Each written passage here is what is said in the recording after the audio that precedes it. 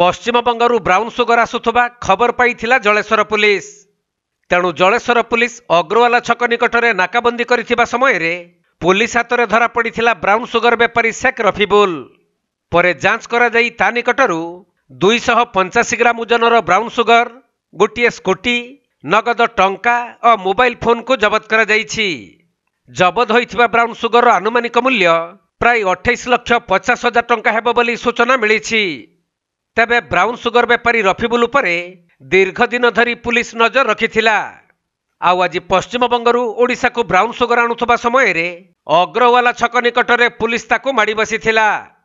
तेणु ए नै अधिक तदंत चलिथिबा जलेश्वर एसडीपीओ दिलीप कुमार साहू सूचना दैछंती। Basing on credible information Jaleswar police रो एक टीम आईआईसी नेतृत्व रे आज भोर समय अग्रवाला छक पाखरे आमर नाका पकईथिले एवं जनक व्यक्ति जे कि आमर राजपुर अंचल जनक युवक से क्लैंडस्टाइन ब्राउन सुगर क्यारी करुछि बोली खबर थिबारु ताको आमे नजर रखिथिलु। से आसीबारु ताको सर्च करा हैतिला।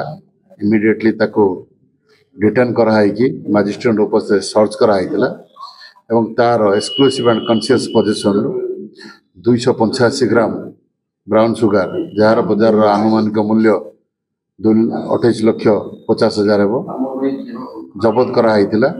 ता निकटरू मध्य 880 टंका कैश, गोटे हुंडा एक्टिवा स्कूटी आउ मोबाइल फोन जबत करा जाइछि।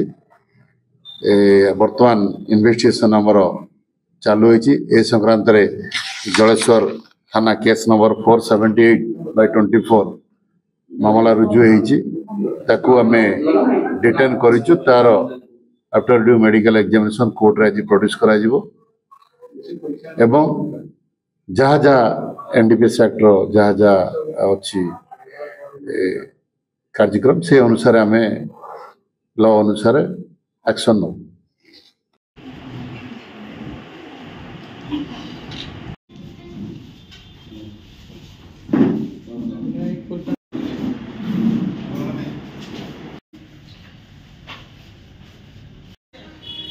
बालेश्वर जिला जलेश्वर जगन्नाथ गुच्छायत रिपोर्ट, कोणार्क लाइव।